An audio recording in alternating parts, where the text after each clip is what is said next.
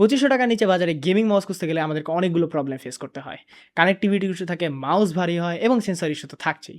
কিন্তু আমাদের লিংবাও M1 Pro-তে সেটি হচ্ছে না। লিংবাও M1 Pro দাবি করছে তারা মাত্র ৭০ গ্রাম ওজনে PAW3311 অপটিক্যাল সেন্সর এবং ট্রাইমোড কানেক্টিভিটি দিচ্ছে। বাট আসলে কি এটা বাজারের মধ্যে সেরা ওয়্যারলেস মাউস, নাকি মার্কেটিং এর আড়ালে লুকিয়ে আছে বড় কোনো ঘাটতি? চলুন আজকের ভিডিওটিতে আমরা সোজাসাপটা এটাই দেখব। প্রথমে আসি এটার বিল্ড অ্যান্ড গ্রিপ নিয়ে। মাউসটার ওজন মাত্র ৭০ থেকে ৭২ গ্রাম, কিন্তু এত অতি হালকায় মাউস আসলেই কি তার পারফরমেন্স এত গ্রেট? যেহেতু ৭০ থেকে ৭২ গ্রাম ওজন এবং দীর্ঘ সময় গেমিং করার জন্য আমার মনে হয় না রিস্টে কোনো প্রবলেম হবে। এর সাইজ ১২২/৬৫ মিলিমিটার, যা মিডিয়াম সাইজের হাতের জন্য একদম আইডিয়াল। আপনি যদি ক্ল গ্রিপ বা ফিঙ্গার টিপ গ্রিপে অভ্যস্ত হন তবে এটি খুব সুন্দরভাবে হাতে ফিট হবে। এর বাইরের স্মুথ ম্যাট ফিনিশটা দেখতে একদম প্রিমিয়াম, কিন্তু যাদের হাত অতিরিক্ত ঘামে তাদের একটু মুছতে হতে পারে। এবার আসা যাক আসল জায়গায়, এটার পারফরমেন্স। এর ভিতর ব্যবহার করা আছে পিক্সআর্ট PAW3311 সেন্সর, যা সর্বোচ্চ 12K DPI এবং 1000 হার্টজ পোলিং রেট সাপোর্ট করে। রিয়েল ওয়ার্ল্ড গেমিংয়ে, বিশেষ করে ভ্যালোরেন্ট বা CS2-র মতো হাই স্পিড গেমে এর ফ্লিক শট বা ট্র্যাকিং একদম নিখুঁত ছিল। সেন্সরে কোনো ধরনের স্পিন আউট বা ল্যাগ ফেস করেনি।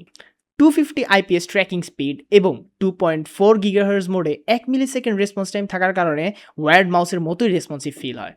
ল্যাগ ফ্রি গেমিংয়ের জন্য দেওয়া হয়েছে 2.4 GHz এর ওয়্যারলেস ডঙ্গল। মাউসটি ট্রাইমোড সাপোর্টেড হয়। আপনি গেম খেলতে খেলতে চার্জ শেষ হয়ে গেলে no tension, you can use wired mode.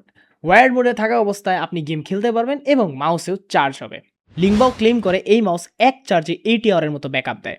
আপনি যদি রেগুলার লাইফে 9 থেকে 12 ঘন্টা এই মাউস ইউজ করেন তাহলে এটা অ্যারাউন্ড 10 দিনের মতো ব্যাকআপ দেওয়ার কথা। মাউসের সুইচের সাউন্ডটা আপনি একবার শুনে নিন। এর মেন সুইচের লাইফ স্প্যান প্রায় 50 মিলিয়ন ক্লিক। মাউসের বাটন ক্লিকগুলো খুব ট্যাকটাইল এবং ক্রিস্পি। এই মাউসের স্ক্রোল অ্যাকচুয়ালি অনেক স্মুথ। আপনি গেমে স্ক্রোল করে ওয়েপন সুইচিংয়ের সময় আপনি অ্যাকচুয়ালি ফিল করতে পারবেন। এক নজরে ভালো আর খারাপ দিকগুলো দেখে নেওয়া যাক। ভালো দিকের মধ্যে আমাদের বাজেটের মধ্যে ট্রাইমোড কানেক্টিভিটি পাচ্ছি, গেমিংয়ের জন্য পাচ্ছি নিখুঁত PAW3311 সেন্সর আর লং লাস্টিং ব্যাটারি লাইফ।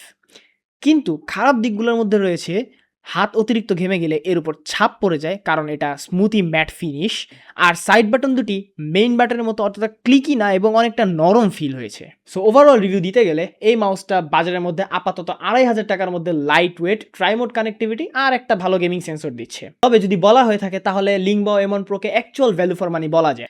আপনি বর্তমানে কোন মাউস ব্যবহার করছেন সেটা আমাদেরকে জানান, অথবা রাইট নাও আপনার কাছে এই মাউসটা 10-এ কত রেটিং দেবেন আপনার পারফরমেন্সের উপরে সেটাও আমাদেরকে জানাতে পারেন।